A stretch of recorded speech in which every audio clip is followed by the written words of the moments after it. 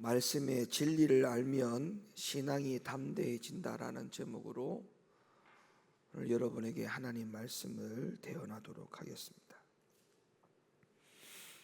여러분, 오늘 주어진 본문이 사도행전 4장인데요 이 사도행전 4장에 기록되어 있는 오늘 이 사건이 오늘날 우리가 살아가는 인생 가운데서도 얼마든지 있을 수 있는 일이 됩니다.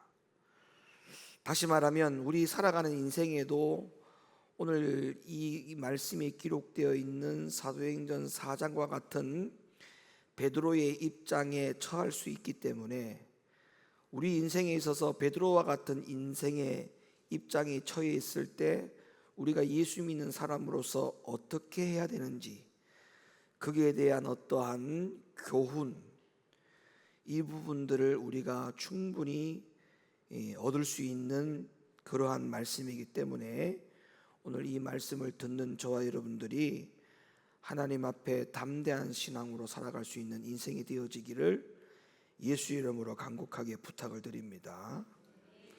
오늘 사도행전 4장의 이야기는 이렇게 시작이 됩니다. 수많은 인파가 베드로 주변을 향하여 모였어요. 왜 베드로를 향하여 주변에 많은 사람들이 인파가 모였느냐 하면 바로 안전뱅이를 일으킨 겁니다.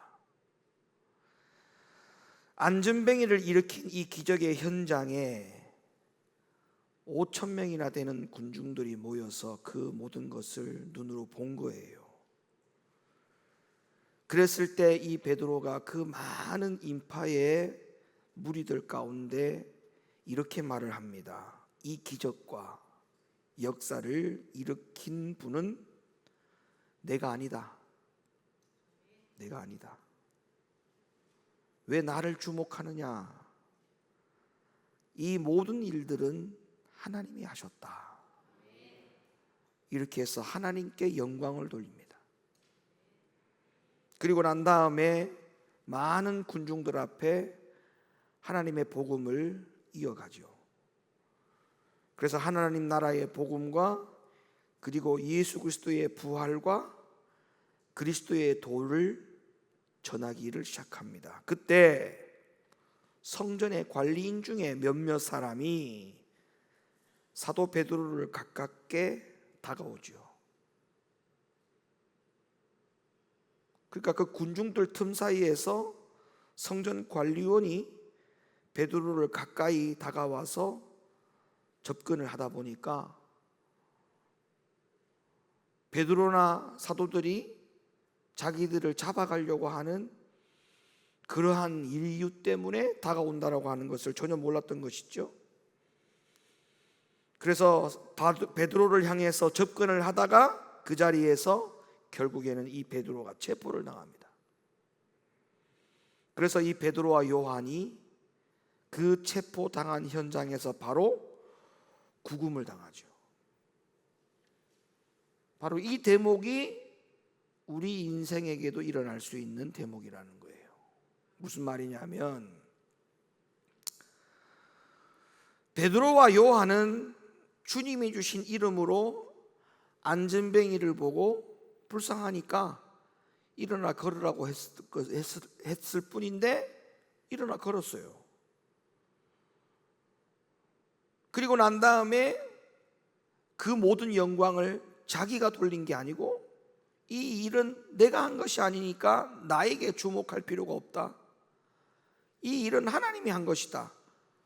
하나님께 주목을 해라. 이렇게까지 주의 일을 하고 나서 체포를 당했다고요. 그러니까 다시 말하면 억울한 일을 당했다 이 말이에요. 여러분, 우리가 예수 믿으면서 억울한 일을 당할 때 혼란이 옵니다. 특별히 주를 위해서 했는데 억울한 일을 당하면 이거는 더 큰 혼란이 오죠. 주를 위해서 예배드리고 주를 위해서 전도하고 주를 위해서 교회 일에 맡은 사명 잘 감당하고 목사님 사랑하고 교회 사랑하고 내 성도들을 내 몸과 같이 사랑한 것밖에 없는데 왜 우리 집안에 이런 일이 생길까? 왜 내 자식에게 이런 문제가 생기지? 왜 내 남편에게 이런 일이 생기는 거지? 이런 억울한 일,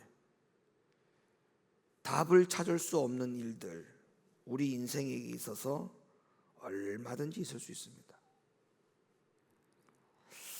그런데 말이에요, 성경에 보니까 지금 현장에 잡혀 있는 이 베드로와 요한, 이 두 사람뿐만 아니라 성경에 거슬러 올라가면 이렇게 하나님 일을 하고도 억울한 인생에 빠져 있는 그런 사람들이 꽤나 있습니다. 더 추가적으로 여러분에게 대표적인 사람을 예를 든다면 바로 엘리야입니다. 엘리야. 자, 엘리야는 갈멜산에서 3년 반 동안 비가 오지 않는 자기 나라를 위하여 기도했어요. 여러분, 3년 반 동안 비가 내리지 않으면 나라가 어떻게 되겠습니까? 저수지에 물이 다 마르고 농작물의 피해는 말도 못할 것이고, 그 모든 백성들의 그 신음소리를 듣고 엘리야가 갈멜산에서 하나님 앞에 비 내려달라고 기도한 거거든요. 그리고 백성들을 불쌍히 여겨달라고 기도한 거거든요. 하나님의 능력을 보여달라고 기도한 것이거든요. 근데 거기에서 처절하게 850명의 바알 선지자들과 격전을 벌립니다. 근데 놀라운 반전과 더불어 엘리야의 승리로 그 모든 영적 전쟁에서 엘리야는 이겼고 결국에는 비가 내려서 나라를 살리고 백성을 살렸어요. 그러면 전쟁에서 패했던 이세벨은 기가 꺾이고 천지를 지으신 하나님 앞에 그 모든 놀라움들을 보고 나서 백성들이 하나님 앞에 무릎을 꿇어야 될 터인데, 오히려 나라를 위하여 기도했던 엘리야, 영적 전쟁에서 이겼던 엘리야는 쫓기는 신세가 됐어요. 맞죠? 오히려 쫓기는 신세가 됐다고요. 그 쫓기는 인생 때문에 피곤함과 더 이상 도망갈 길이 없게 된 겁니다. 그래서 광야 깊숙한 곳까지 밀려가서 한 로뎀나무 그늘 아래 쉬어 앉아있는 엘리야가 하나님 앞에 뭐라고 항변을 합니까? 왜 나에게 이런 일이 일어나냐는 거예요. 내가 한 것은 나라를 위해서 기도한 것과 백성들을 위하여 기도한 것, 그 고통을 하나님 도와달라고 기도한 것밖에 없는데 왜 내가 여기에서 이렇게 식음을 전폐하고 쫓기는 신세가 되어야 되느냐고 항변을 합니다. 그리고 영적 승리는 도대체 나에게 왜 준 것이냐고 하나님 앞에 따져 묻습니다. 내 인생이 이렇게 되려고 그 바알 선지자 850과 싸워서 나에게 이기게 했느냐고, 그 영적 승리의 의미가 무엇이냐고 하나님 앞에 따져 물어요. 그리고 난 다음에 엘리야가 하는 말이 그냥 나는 할 일 다 했고 할 만큼 했고 살 만큼 살았으니 그냥 내 생명을 하나님 거두어 주십시오, 이렇게 기도를 하죠. 우리 인생에게도 사도 베드로와 요한과 같은 억울함, 전혀 답을 알 수 없는 그러한 인생의 막힘, 그리고 엘리야와 같은 이런 삶을 우리 인생에게도 맞닥뜨릴 수 있습니다. 여러분, 사도행전의 전체적인 분위기가 어떻습니까? 사도행전 그러면 기적의 장, 성령의 다이나믹한 그런 현장과 기적들이 일어났던 그런 장으로 우리가 기억하고 있을 거예요. 역사와 표적, 그 모든 것들이 집약적으로 기록된 것이 사도행전이다, 이렇게 생각을 하고 있을 거예요. 그런데 사도행전은 이상하게도 갑자기 분위기가 전락하는 모습을 오늘 사도행전 4장에서 보고 있습니다. 오늘 본문을 보면 전혀 능력 있어 보이는 현장이 아니에요. 주를 위해서 안전뱅이를 이렇게 세웠어요. 그리고 복음을 힘있게 전했어요. 그런데 두 사도가 지금 성전 한복판에서 체포되어 가지고 구금이 됐어요. 이런 상황이 도대체 뭘 의미하느냐 말이에요. 왜 이런 상황을 사도행전 4장에다가 기록을 해놨겠냐고요. 사도행전의 전체적인 분위기는 그런 분위기가 아니에요. 성령의 놀라운 역사와 표적과 기적이 이사가 나타났던 그런 모든 현장들을 기록해 놓은 책이거든요. 그런데 사도행전 4장에는 그런 주제들을 찾아볼 수 없을 만큼 오히려 인생에 있어서 혼란을 가져다 주는 그러한 분위기가 기록되어 있습니다. 주를 위해서 최선을 다하여 사는 그리스도인들에게 이러한 애매한 고난이 올 수 있다는 거예요. 오늘 잘 들으세요. 예수를 믿고 최선을 다하는데도 폭풍우가 밀어닥치며 슬픔이 엄습하며 내가 당하는 이 시련과 고난과 환난은 도무지 언제 끝날지 알 수 없을 만큼 길을 잃어버린 것처럼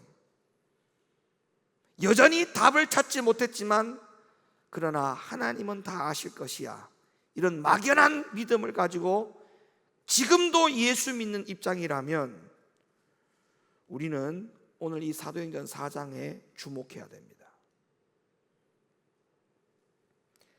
여러분, 결론적인 말씀을 드리자면 성경 어디에도 우리가 하나님 앞에 헌신하고 충성하면 이 땅에서 사는 날 동안 보란듯이 하나님이 우리를 대접해서 우리를 복 주신다는 말씀이 성경 한 구절도 없어요. 한 구절도 없어요. 물론 가끔 성도들의 견고함을 위해서, 그리스도 앞으로 나아오는 동기를 위해서 복도 주시고 가끔 이 땅의 것으로 하나님이 보상해 주는 것은 있을 수 있습니다. 없는 건 아니에요. 그러나 그 조건이 내가 주를 위해서 살았기 때문에 이 땅에서 하나님이 우리에게 모든 것을 책임지시겠다라고 하는 그러한 성경 구절이 없어요. 없다는 거예요. 그것은 차원이 다르다 이 말입니다. 어디까지나 이 땅에 우리가 필요하고 만질 수밖에 없는 것들은 수단이고 방법일 뿐이지, 하나님께서 예수 잘 믿으면 모든 병을 다 고치고 모든 가난한 자를 다 부자가 되게 하고 이 땅에 억울한 일을 당하지 않도록 하겠다라고 하는 약속이 성경에 없어요. 그것을 목적으로 설정해서 복음을 우리에게 가르친 적이 성경에 없어요. 오늘날 많은 복음의 내용이 기독교가 약속하는 것 같이 마치 이 땅에서 예수 잘 믿으면 대접받는 것에 목적을 두고 가르치는 복음이 너무 많습니다. 그러니까 성도들이 환상을 못 깨는 거예요. 그러니까 예수 잘 믿다가 애매한 고난이 닥치면 혼란에 빠지는 거예요. 방향이 틀어지는 거예요. 이거 왜 이러지? 하나님이 다 책임진다고 했는데, 들어가나 나가나 복을 받는다고 했는데, 앉으나 일어서나 다 복을 받는다고 했는데, 떡반죽에 그릇에 넘친다고 했는데 이거 왜 이러지? 내가 지금까지 한 모든 일들이 나를 위한 것이 한 것이 아니고 다 주를 위해서 한 것인데 내 남편이 왜 이런 문제가 생기지? 내 자녀가 왜 이런 문제가 생기지? 혼란이 오는 거예요. 혼란이. 자, 그래서 사도행전 4장을 보라는 거예요. 그래서 사도행전 4장을 보라는 거예요. 전체적인 기적과 표적과 하나님의 능력이 많이 나타나 있는 사도행전임에도 불구하고 그 사도행전 모든 장에, 이 4장에 왜 베드로와 요한이 주를 위해서 일을 했으나 구금되고 체포되는 일이 왜 발생된 것인지, 이것을 사도행전의 그 많은 기적의 현장 가운데 이 말씀을 여기다가 왜 기록해 놓았는지 이거를 주목해 보라는 거예요. 베드로와 요한은, 사도들은 누구보다도 하나님 복음을 전하는데 앞장섰던 사람들입니다. 그리고 목숨을 걸었어요. 주를 위해서라면 목숨을 걸었던 자들입니다. 그럼에도 불구하고 이들에게 지금 찾아온 것이 뭐라고요? 이 땅에 그럴듯한 안일함과 보상이 있었습니까? 정말 우리가 지금까지 알고 있는 하나님 나에게 떡반죽의 그릇에도 모든 것이 넘치도록 해주신다고 약속하신 그 약속이 왜 이루어지지 않았느냐라고 하는 그러한 복음으로 비춰볼 때 지금 이 베드로와 요한이 당한 것이 맞는 것입니까? 맞지 않죠. 이들에게 찾아온 것은 안일함과 보상이 아니었어요. 목숨까지 걸었는데도 불구하고 오히려 이들에게 찾아온 것은 체포, 구금, 고난이었습니다. 오히려 고난이었어요. 이때부터 계속해서 사도행전은, 잘 보세요, 이 이후로 사도행전의 기록이 어떻게 전개가 되는가? 복음이 왕성하게 전파될수록 사역을 감당하는 하나님의 일꾼들에게는 오히려 안일함과 그들의 인생을 축복해주고 보장해준 것이 아니라 말할 수 없는 고난의 연속이 계속됩니다. 사도행전을 보세요. 말할 수 없는 고난이 계속 시작됩니다.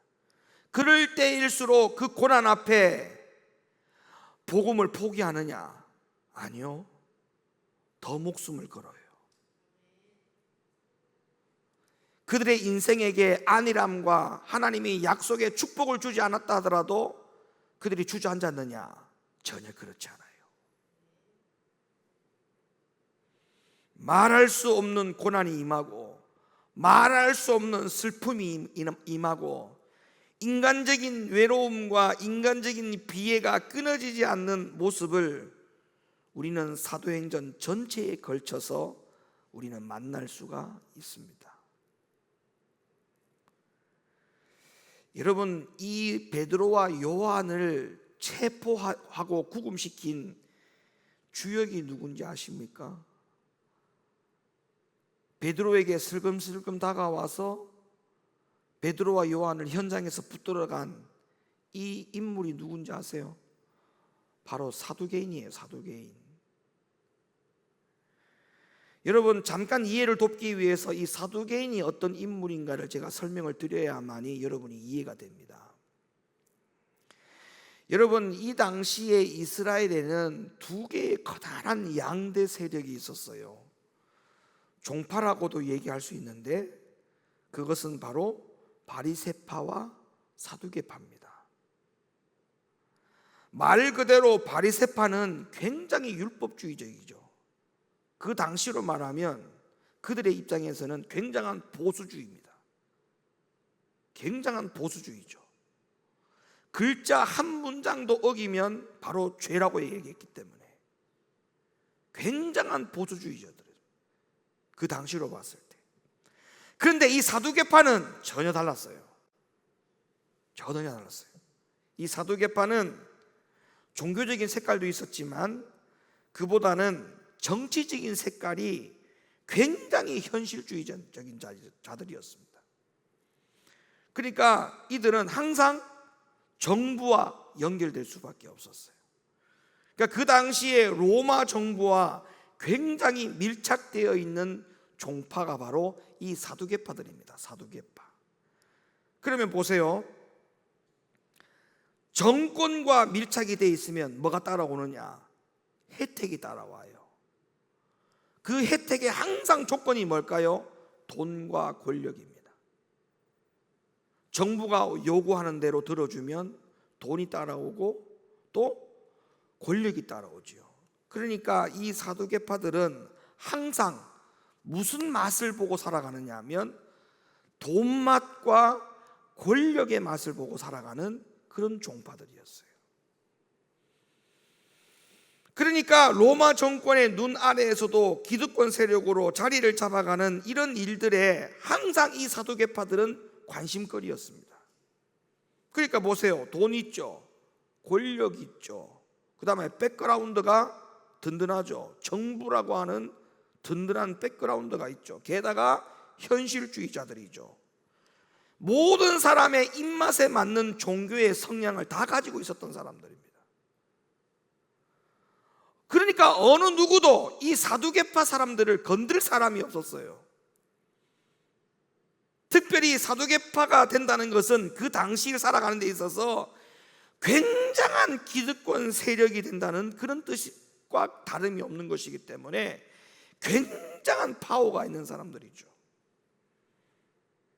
그런데 그 어느 날부터인가 이 사두개파들의 신경을 자꾸 거슬리는 인간들이 눈에 보이기 시작한 거예요.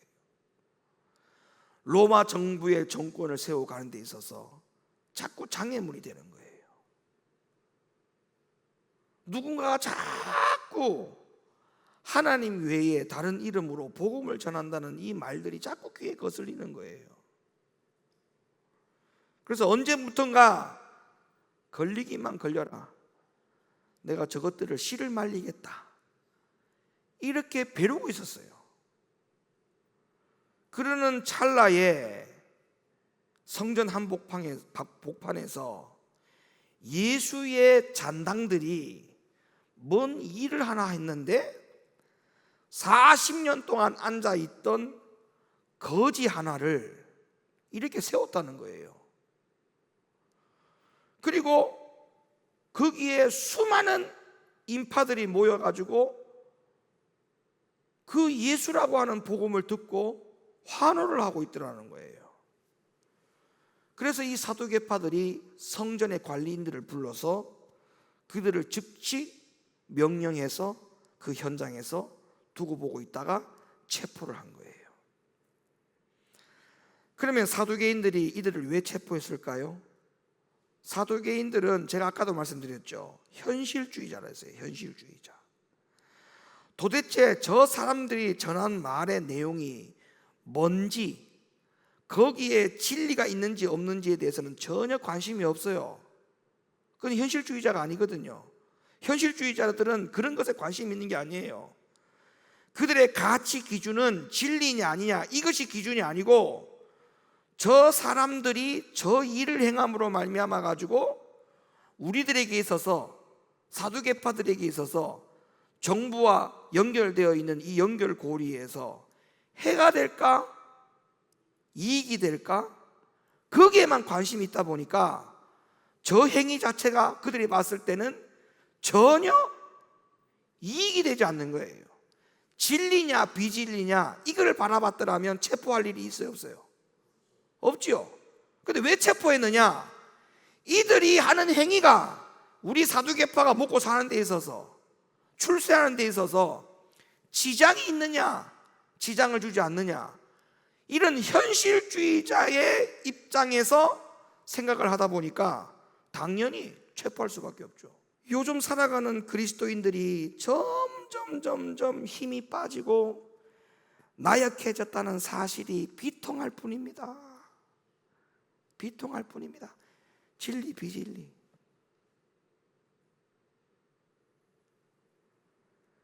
여기에 좀 제발 좀 목숨을 걸어야 돼요, 우리가. 예? 자꾸 이익이냐 이익이 되지 않느냐, 거기에 자꾸 관심을 가지니까 힘이 빠지는 거예요. 자꾸 힘이 빠지는 거예요. 진리냐 비진리냐에 관심을 둬보세요. 왜 힘이 빠지느냐? 힘이 안 빠집니다. 진리를 알면 알수록 힘이 빠질까요? 힘 안 빠져요. 그런데 이익이냐 이익이 되지 않느냐, 거기에 자꾸 관심을 가지니까 힘이 빠질 수밖에 없지요. 왜 한숨 쉽니까? 이쪽이니까 한숨을 쉬는 거예요. 이쪽 대보세요. 왜 한숨 쉽니까? 진리를 찾았는데 이런 사람 봤습니까? 진리를 찾으면 한숨이 안 나와요. 왜 한숨 쉬는 인생이 되느냐? 여기에 자꾸 기준을 두니까, 여기에 관심을 두니까 한숨 나오는 거예요.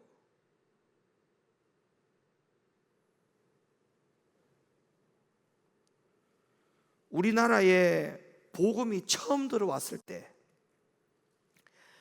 김익두 목사님, 손양훈 목사님, 주기철 목사님 이런 분들이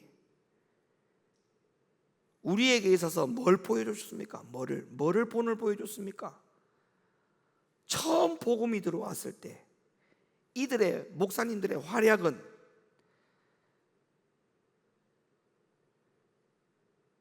오직 주님이었어요. 오직 주님. 오직 주님이었다니까요. 오직 예수였어요.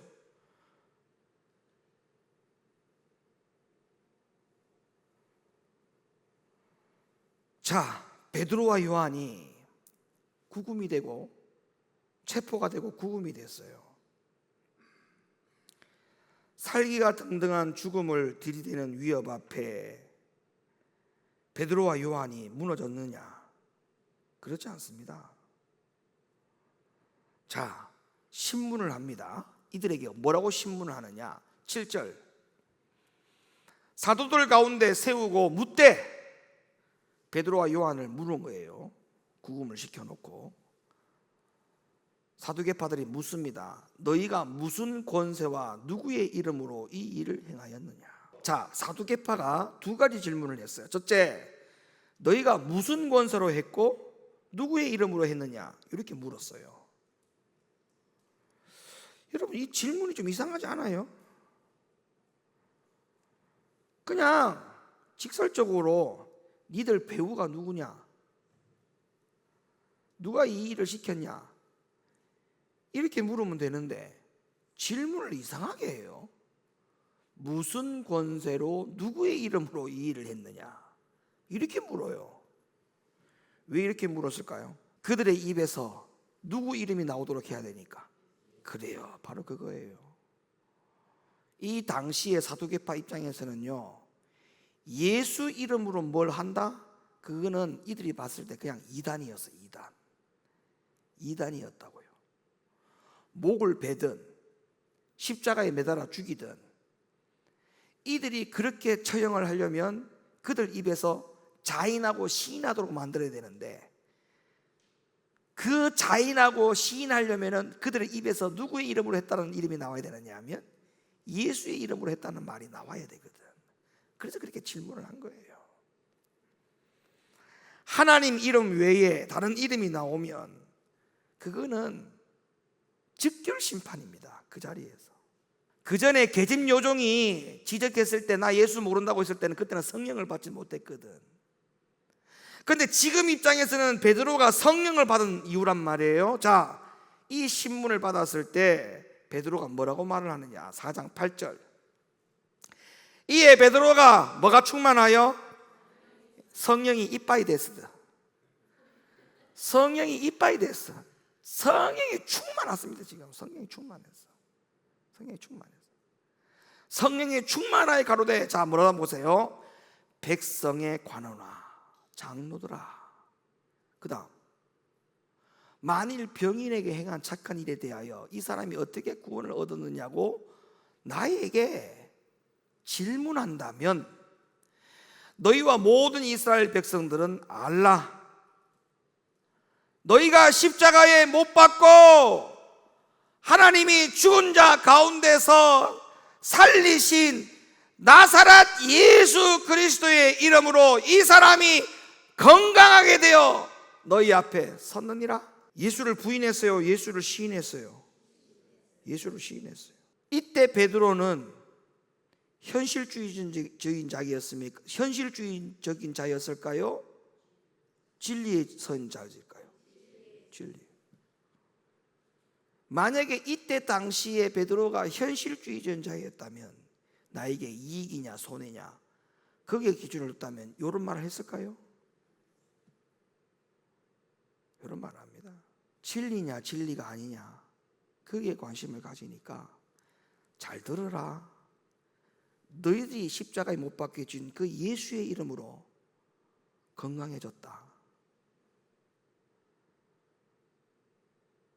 정말 담대한 거죠. 예?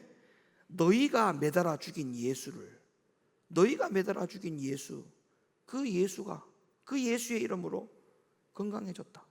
저는 이 대목에서 이런 생각을 해봤어요. 야, 베드로가 예수의 이름을 적고 서명을 한 거구나. 에? 예수의 이름을 적고 서명한 거예요. 내가 주를 위해서 이렇게 했다가 체포되어 구금되어 나에게 신문하는 이 마지막 현장에서 내가 너희들 앞에 해야 될 일, 예수 이름 사인하고, 자, 날 죽이려면 죽여라. 여러분, 진짜 우리가 이 정도 돼야 되지 않겠어요? 예? 왜 이렇게 담대해질 수 있을까요? 진리를 하니까, 진리를 선택하니까 담대해지는 거예요. 현실주의자가 되면 이런 믿음이 안 나와요. 결코 안 나옵니다, 여러분. 현실주의자는요, 이 자리에서 이런 이야기 안 합니다. 왜 오늘날 그리스도인들이 이렇게 자꾸 힘이 빠지는지 압니까? 아까도 제가 얘기했죠. 진리에 관심을 두지 않고 자꾸 현실적인 것에 관심을 두니까 그런 거예요. 사두개파들처럼 사니까 그런 거예요. 거라사 지방에 내 살고 있는 돼지떼들이 귀신 들려서 수장이 되어가는 경제적인 손실을 입었다고 예수를 지방에서 쫓아내는 그 사람들과 우리가 뭐가 다르냐 이 말이에요. 지금 어떤 분들은 그럽니다. 베드로가, 에이 목사님, 베드로가 똑같아요 저하고. 왜요? 그랬더니 베드로도 아마 이때 생각하기를, 뭐 어차피 죽으면 천국인데 뭐 그까짓까 뭐 그러지 않았을까요? 이렇게 이야기를 합니다. 어차피 죽으면 천국이라고요? 그래서 그런 생각과 그런 입장에서 베드로가 죽음을 각오했다고요? 저는 아무리 성경을 봐도 그런 감동이 안 들어요. 베드로가 그런 생각으로 그런 결단을 했다? 저는 그렇지 않습니다. 왜? 하나님이 지금 목숨 포기하고 천국 오라고 한 적이 있어요? 하나님이 명령한 적이 있냐고요? 네 지금 목숨 딱 내놓고 그냥 나한테 와. 그런 사인을 준 적이 없잖아요. 근데 왜 본인이 마음대로 생각해요? 이게 하나님 뜻인가 보다. 어차피 죽여라, 죽으면 천국이다. 우리가 살면서 그런 생각들 하죠. 너무 힘들고 답이 안 나올 때, 어차피 죽으면 천국인데 뭐. 아이고 하나님 그냥 빨리 데리고 가세요. 여러분, 그건 믿음이 아닙니다. 포기지. 믿음이 아니에요, 그거는. 여러분, 왜? 주님이 언제 오라 했어요? 주님이 오라고 한 적이 없잖아요. 그건 뭔 말이냐면, 그 고난과 모든 환난을 이겨내라, 아직까지 더 인내하고 이겨내라고 하는 신호를 주고 있는 건데, 나 데리고 가세요. 그거는 하나님 입장에서 봤을 때는 믿음이 없는 거지. 더 견딜 힘이 없다는 거지, 그게. 베드로는 그런 입장에서 포기하고 그렇게 선택한 게 아니에요, 여러분.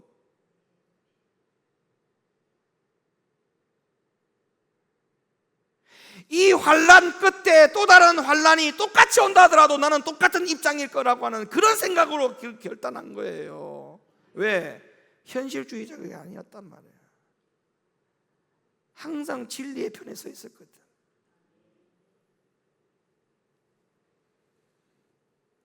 이것이 우리가 해야 될 일이에요. 이것이. 그래서 모든 기독교인들이 다 약해 빠진다 하더라도 우리 높은 교회 성도들만큼은 약해지지 말기를 바라요. 더 강하고 담대해지길 바랍니다. 예수의 간이 커지셔야 돼. 복음의 간이 커지셔야 돼. 진리의 간이 커지셔야 돼. 예. 우리가 하나님 앞에, 악한 영들의 세력 앞에 우리가 간땡이가 좀 부어야 돼.